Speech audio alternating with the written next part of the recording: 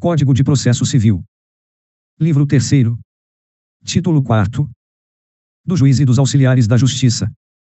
Capítulo I. Dos poderes, dos deveres e da responsabilidade do juiz.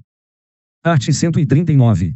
O juiz dirigirá o processo conforme as disposições deste Código, incumbindo-lhe: assegurar às partes igualdade de tratamento, velar pela duração razoável do processo, prevenir ou reprimir qualquer ato contrário à dignidade da justiça e indeferir postulações meramente protelatórias, determinar todas as medidas indutivas, coercitivas, mandamentais ou sub-rogatórias necessárias para assegurar o cumprimento de ordem judicial, inclusive nas ações que tenham por objeto prestação pecuniária. Promover, a qualquer tempo, a autocomposição, preferencialmente com auxílio de conciliadores e mediadores judiciais. Dilatar os prazos processuais e alterar a ordem de produção dos meios de prova, adequando-os às necessidades do conflito de modo a conferir maior efetividade à tutela do direito. Exercer o poder de polícia, requisitando, quando necessário, força policial, além da segurança interna dos fóruns e tribunais. Determinar, a qualquer tempo, o comparecimento pessoal das partes, para inquiri-las sobre os fatos da causa, hipótese em que não incidirá a pena de confesso. Determinar o suprimento de pressupostos processuais e o saneamento de outros vícios processuais. Quando se deparar com diversas demandas individuais repetitivas, oficiar o Ministério Público, a Defensoria Pública e, na medida do possível, outros legitimados a que se referem o art. 5º da Lei no 7.347, de 24 de julho de 1985, e o art. 82 da Lei no 8.078, de 11 de setembro de 1990, para, se for o caso, promover a propositura da ação coletiva respectiva. Parágrafo único. A dilação de prazos prevista no inciso 6º somente pode ser determinada antes de encerrado o prazo regular. Art. 140. O juiz não se exime de decidir sob a alegação de lacuna ou obscuridade do ordenamento jurídico. Parágrafo único. O juiz só decidirá por equidade nos casos previstos em lei. Art. 141. O juiz decidirá o mérito nos limites propostos pelas partes, sendo-lhe vedado conhecer de questões não suscitadas a cujo respeito a lei exige iniciativa da parte. Art. 142. Convencendo-se, pelas circunstâncias, de que autor e réu se serviram do processo para praticar ato simulado ou conseguir fim vedado por lei, o juiz proferirá decisão que impeça os objetivos das partes, aplicando, de ofício, as penalidades da litigância de má-fé. Art. 143. O juiz responderá, civil e regressivamente, por perdas e danos quando, no exercício de suas funções, proceder com dolo ou fraude, recusar, omitir ou retardar, sem justo motivo, providência que deva ordenar de ofício ou a requerimento da parte. Parágrafo único. As hipóteses previstas no inciso 2º somente serão verificadas depois que a parte requerer ao juiz que determine a providência e o requerimento não for apreciado no prazo de 10 dias. Capítulo 2º.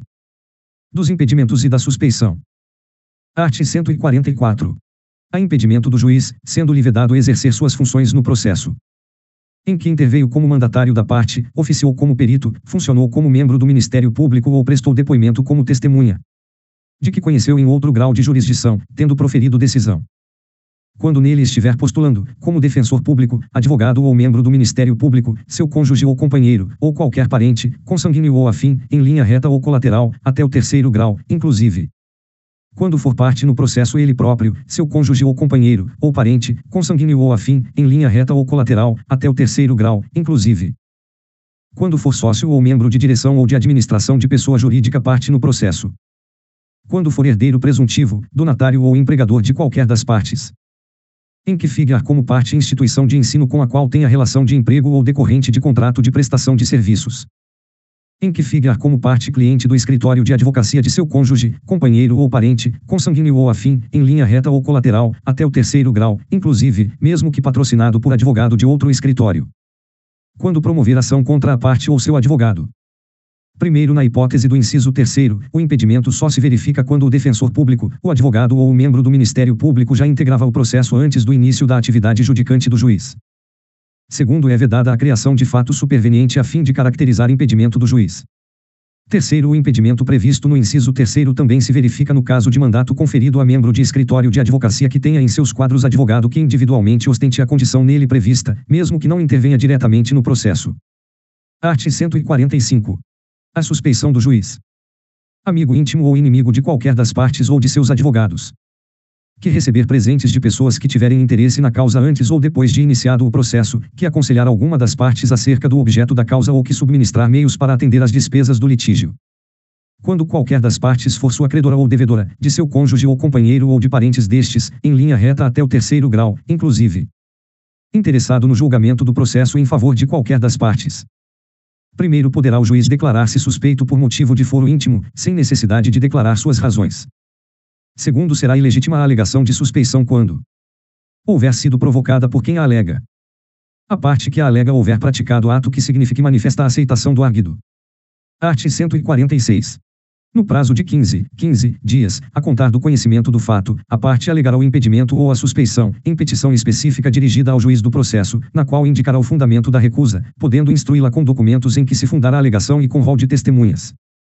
Primeiro, se reconhecer o impedimento ou a suspeição ao receber a petição, o juiz ordenará imediatamente a remessa dos autos a seu substituto legal, caso contrário, determinará a autuação em apartado da petição e, no prazo de 15 dias, apresentará suas razões, acompanhadas de documentos e de rol de testemunhas, se houver, ordenando a remessa do incidente ao tribunal. Segundo distribuído o incidente, o relator deverá declarar os seus efeitos, sendo que, se o incidente for recebido sem efeito suspensivo, o processo voltará a correr. Com efeito suspensivo, o processo permanecerá suspenso até o julgamento do incidente. Terceiro, enquanto não for declarado o efeito em que é recebido o incidente ou quando este for recebido com efeito suspensivo, a tutela de urgência será requerida ao substituto legal. Quarto, verificando que a alegação de impedimento ou de suspeição é improcedente, o tribunal rejeitá-la-á. Quinto, acolhida a alegação, tratando-se de impedimento ou de manifesta suspeição, o tribunal condenará o juiz nas custas e remeterá os autos ao seu substituto legal, podendo o juiz recorrer da decisão. Sexto, reconhecido o impedimento ou a suspeição, o tribunal fixará o momento a partir do qual o juiz não poderia ter atuado. Sétimo, o tribunal decretará a nulidade dos atos do juiz, se praticados quando já presente um motivo de impedimento ou de suspeição. Art. 147. Quando dois ou mais juízes forem parentes, consanguíneos ou afins, em linha reta ou colateral, até o terceiro grau, inclusive, o primeiro que conhecer do processo impede que o outro nele atue, caso em que o segundo se excusará, remetendo os autos ao seu substituto legal. Art. 148. Aplicam-se os motivos de impedimento e de suspeição ao membro do Ministério Público, aos auxiliares da Justiça, aos demais sujeitos imparciais do processo. Primeiro, a parte interessada deverá arguir o impedimento ou a suspeição, em petição fundamentada e devidamente instruída, na primeira oportunidade em que lhe couber falar nos autos. Segundo, o juiz mandará processar o incidente em separado e sem suspensão do processo, ouvindo o arguido no prazo de 15 dias e facultando a produção de prova, quando necessária. Terceiro, nos tribunais, a arguição a que se refere o parágrafo 1º será disciplinada pelo regimento interno. Quarto, o disposto nos parágrafos 1º e 2º não se aplica à arguição de impedimento ou de suspeição de testemunha. Capítulo 3º. Dos auxiliares da Justiça. Art. 149. São auxiliares da Justiça, além de outros cujas atribuições sejam determinadas pelas normas de organização judiciária, o escrivão, o chefe de secretaria, o oficial de justiça, o perito, o depositário, o administrador, o intérprete, o tradutor, o mediador, o conciliador judicial, o partidor, o distribuidor, o contabilista e o regulador de avarias. Seção I. Do escrivão, do chefe de secretaria e do oficial de justiça. Art. 150. Em cada juízo haverá um ou mais ofícios de justiça, cujas atribuições serão determinadas pelas normas de organização judiciária. Art. 151. Em cada comarca, seção ou subseção judiciária haverá, no mínimo, tantos oficiais de justiça quantos sejam os juízos. Art. 152. Incumbe ao escrivão ou ao chefe de secretaria redigir, na forma legal, os ofícios, os mandados, as cartas precatórias e os demais atos que pertençam ao seu ofício. Efetivar as ordens judiciais, realizar citações e intimações, bem como praticar todos os demais atos que lhe forem atribuídos pelas normas de organização judiciária. Comparecer às audiências ou, não podendo fazê-lo, designar servidor para substituí-lo. Manter sob sua guarda e responsabilidade os autos, não permitindo que saiam do cartório, exceto quando tenham de seguir a conclusão do juiz. Com vista a procurador, à defensoria pública, ao Ministério Público ou à Fazenda Pública. Quando devam ser remetidos ao contabilista ou ao partidor. Quando forem remetidos a outro juízo em razão da modificação da competência. Fornecer certidão de qualquer ato ou termo do processo, independentemente de despacho, observadas as disposições referentes ao segredo de justiça. Praticar, de ofício, os atos meramente ordinatórios. Primeiro, o juiz titular editará ato a fim de regulamentar a atribuição prevista no inciso 6º. Segundo, no impedimento do escrivão ou chefe de secretaria, o juiz convocará substituto e, não o havendo, nomeará pessoa idônea para o ato. Art. 153. O escrivão ou o chefe de secretaria atenderá, preferencialmente, a ordem cronológica de recebimento para publicação e efetivação dos pronunciamentos judiciais. Primeiro, a lista de processos recebidos deverá ser disponibilizada, de forma permanente, para consulta pública. Segundo, estão excluídos da regra do caput os atos urgentes, assim reconhecidos pelo juiz no pronunciamento judicial a ser efetivado. As preferências legais. Terceiro, após elaboração de lista própria, respeitar-se a ordem cronológica de recebimento entre os atos urgentes e as preferências legais. Quarto, a parte que se considerar preterida na ordem cronológica poderá reclamar, nos próprios autos, ao juiz do processo, que requisitará informações ao servidor, a serem prestadas no prazo de 2 dias. Quinto, constatada a preterição, o juiz determinará o imediato cumprimento do ato e a instauração de processo administrativo disciplinar contra o servidor. Art. 154. Incumbe ao oficial de justiça fazer pessoalmente citações, prisões, penhoras, arrestos e demais diligências próprias do seu ofício, sempre que possível na presença de duas testemunhas, certificando no mandado o ocorrido, com menção ao lugar, ao dia e à hora. Executar as ordens do juiz a que estiver subordinado. Entregar o mandado em cartório após seu cumprimento. Auxiliar o juiz na manutenção da ordem. Efetuar avaliações, quando for o caso. Certificar, em mandado, proposta de autocomposição apresentada por qualquer das partes, na ocasião de realização de ato de comunicação que lhe couber. Parágrafo único. Certificada a proposta de autocomposição prevista no inciso 6º, o juiz ordenará a intimação da parte contrária para manifestar-se, no prazo de 5 dias, sem prejuízo do andamento regular do processo, entendendo-se o silêncio como recusa. Art. 155. O escrivão, o chefe de secretaria e o oficial de justiça são responsáveis, civil e regressivamente, quando, sem justo motivo, se recusarem a cumprir no prazo os atos impostos pela lei ou pelo juiz a que estão subordinados. Praticarem ato nulo com dolo ou culpa. Seção 2ª. Do perito. Art. 156. O juiz será assistido por perito quando a prova do fato depender de conhecimento técnico ou científico. Primeiro, os peritos serão nomeados entre os profissionais legalmente habilitados e os órgãos técnicos ou científicos devidamente inscritos em cadastro mantido pelo tribunal ao qual o juiz está vinculado. Segundo, para a formação do cadastro, os tribunais devem realizar consulta pública, por meio de divulgação na rede mundial de computadores ou em jornais de grande circulação, além de consulta direta a universidades, a conselhos de classe, ao Ministério Público, à Defensoria Pública e à Ordem dos Advogados do Brasil, para a indicação de profissionais ou de órgãos técnicos interessados. Terceiro, os tribunais realizarão avaliações e reavaliações periódicas para manutenção do cadastro, considerando a formação profissional, a atualização do conhecimento e a experiência dos peritos interessados. Quarto, para verificação de eventual impedimento ou motivo de suspeição, nos termos dos arts. 148 e 467, o órgão técnico ou científico nomeado para a realização da perícia informará ao juiz os nomes e os dados de qualificação dos profissionais que participarão da atividade. Quinto, na localidade onde não houver inscrito no cadastro disponibilizado pelo tribunal, a nomeação do perito é de livre escolha pelo juiz e deverá recair sobre profissional ou órgão técnico ou científico comprovadamente detentor do conhecimento necessário à realização da perícia. Art. 157. O perito tem o dever de cumprir o ofício no prazo que lhe designar o juiz, empregando toda a sua diligência, podendo excusar-se do encargo alegando motivo legítimo. Primeiro, a escusa será apresentada no prazo de 15 dias, contado da intimação, da suspeição ou do impedimento supervenientes, sob pena de renúncia ao direito a alegá-la.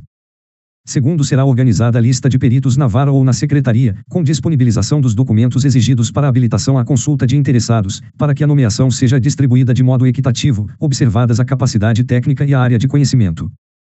Art. 158. O perito que, por dolo ou culpa, prestar informações inverídicas responderá pelos prejuízos que causar a parte e ficará inabilitado para atuar em outras perícias no prazo de 2 a 5 anos, independentemente das demais sanções previstas em lei, devendo o juiz comunicar o fato ao respectivo órgão de classe para a adoção das medidas que entender cabíveis. Seção 3ª. Do depositário e do administrador. Art. 159. A guarda e a conservação de bens penhorados, arrestados, sequestrados ou arrecadados serão confiadas a depositário ou a administrador, não dispondo a lei de outro modo. Art. 160. Por seu trabalho o depositário ou o administrador perceberá a remuneração que o juiz fixará levando em conta a situação dos bens, ao tempo do serviço e as dificuldades de sua execução. Parágrafo único. O juiz poderá nomear um ou mais prepostos por indicação do depositário ou do administrador. Art. 161. O depositário ou o administrador responde pelos prejuízos que, por dolo ou culpa, causar a parte, perdendo a remuneração que lhe foi arbitrada, mas tem o direito a haver o que legitimamente despendeu no exercício do encargo. Parágrafo único. O depositário infiel responde civilmente pelos prejuízos causados, sem prejuízo de sua responsabilidade penal e da imposição de sanção por ato atentatório à dignidade da justiça. Seção 4ª. Do intérprete e do tradutor. Art. 162. O juiz nomeará intérprete ou tradutor quando necessário para traduzir documento redigido em língua estrangeira, verter para o português as declarações das partes e das testemunhas que não conhecerem o idioma nacional, realizar a interpretação simultânea dos depoimentos das partes e testemunhas com deficiência auditiva que se comuniquem por meio da língua brasileira de sinais, ou equivalente, quando assim for solicitado. Art. 163. Não pode ser intérprete ou tradutor quem não tiver a livre administração de seus bens, for arrolado como testemunha ou atuar como perito no processo, estiver inabilitado para o exercício da profissão por sentença penal condenatória, enquanto durarem seus efeitos. Art. 164. O intérprete ou tradutor, oficial ou não, é obrigado a desempenhar seu ofício, aplicando-se-lhes o disposto nos arts. 157 e 158. Seção V. Dos conciliadores e mediadores judiciais. Art. 165. Os tribunais criarão centros judiciários de solução consensual de conflitos, responsáveis pela realização de sessões e audiências de conciliação e mediação e pelo desenvolvimento de programas destinados a auxiliar, orientar e estimular a autocomposição. Primeiro, a composição e a organização dos centros serão definidas pelo respectivo tribunal, observadas as normas do Conselho Nacional de Justiça. Segundo, o conciliador, que atuará preferencialmente nos casos em que não houver vínculo anterior entre as partes, poderá sugerir soluções para o litígio, sendo vedada a utilização de qualquer tipo de constrangimento ou intimidação para que as partes conciliem.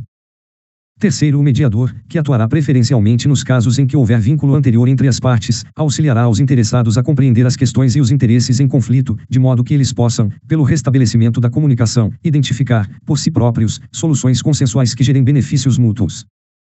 Art. 166. A conciliação e a mediação são informadas pelos princípios da independência, da imparcialidade, da autonomia da vontade, da confidencialidade, da oralidade, da informalidade e da decisão informada. Primeiro, a confidencialidade estende-se a todas as informações produzidas no curso do procedimento, cujo teor não poderá ser utilizado para fim diverso daquele previsto por expressa deliberação das partes. Segundo, em razão do dever de sigilo, inerente às suas funções, o conciliador e o mediador, assim como os membros de suas equipes, não poderão divulgar ou depor acerca de fatos ou elementos oriundos da conciliação ou da mediação. Terceiro, admite-se a aplicação de técnicas negociais, com o objetivo de proporcionar ambiente favorável à autocomposição. Quarto, a mediação e a conciliação serão regidas conforme a livre autonomia dos interessados, inclusive no que diz respeito à definição das regras procedimentais. Art. 167.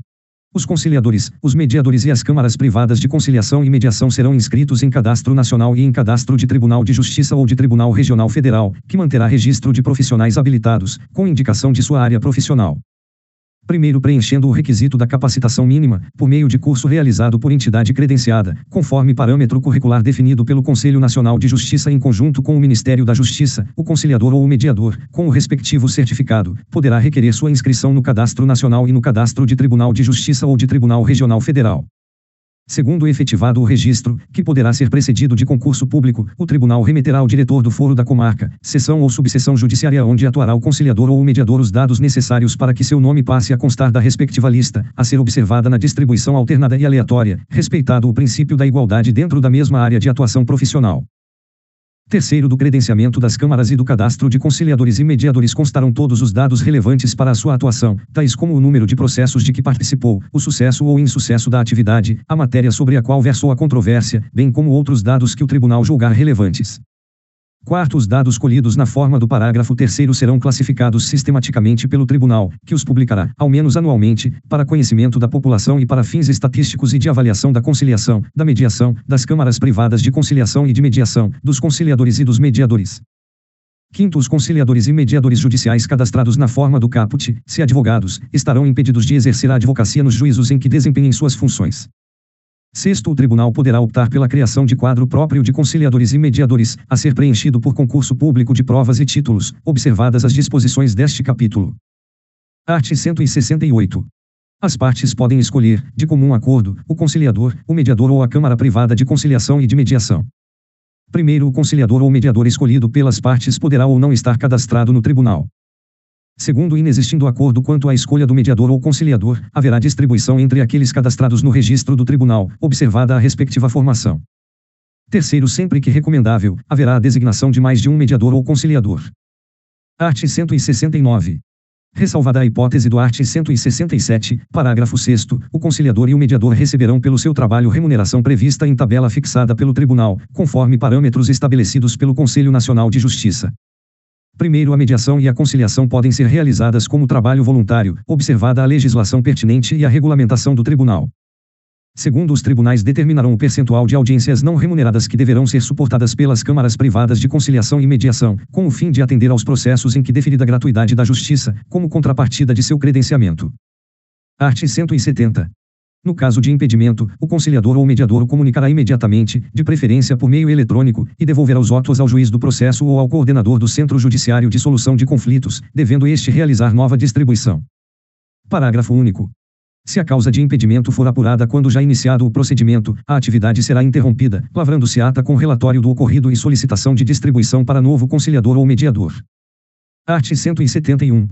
No caso de impossibilidade temporária do exercício da função, o conciliador ou mediador informará o fato ao centro, preferencialmente por meio eletrônico, para que, durante o período em que perdurar a impossibilidade, não haja novas distribuições. Art. 172. O conciliador e o mediador ficam impedidos, pelo prazo de um ano, contado do término da última audiência em que atuaram, de assessorar, representar ou patrocinar qualquer das partes. Art. 173. Será excluído do cadastro de conciliadores e mediadores aquele que agir com dolo ou culpa na condução da conciliação ou da mediação sob sua responsabilidade ou violar qualquer dos deveres decorrentes do art. 166, parágrafos 1º e 2º. Atuar em procedimento de mediação ou conciliação, apesar de impedido ou suspeito. Primeiro, os casos previstos neste artigo serão apurados em processo administrativo. Segundo, o juiz do processo ou o juiz coordenador do Centro de Conciliação e Mediação, se houver, verificando a atuação inadequada do mediador ou conciliador, poderá afastá-lo de suas atividades por até 180 dias, por decisão fundamentada, informando o fato imediatamente ao tribunal para instauração do respectivo processo administrativo. Art. 174. A União, os Estados, o Distrito Federal e os municípios criarão câmaras de mediação e conciliação, com atribuições relacionadas à solução consensual de conflitos no âmbito administrativo, tais como dirimir conflitos envolvendo órgãos e entidades da administração pública. Avaliar a admissibilidade dos pedidos de resolução de conflitos, por meio de conciliação, no âmbito da administração pública. Promover, quando couber, a celebração de termo de ajustamento de conduta. Art. 175. As disposições desta seção não excluem outras formas de conciliação e mediação extrajudiciais vinculadas a órgãos institucionais ou realizadas por intermédio de profissionais independentes, que poderão ser regulamentadas por lei específica. Parágrafo único. Os dispositivos desta seção aplicam-se, no que couber, às câmaras privadas de conciliação e mediação.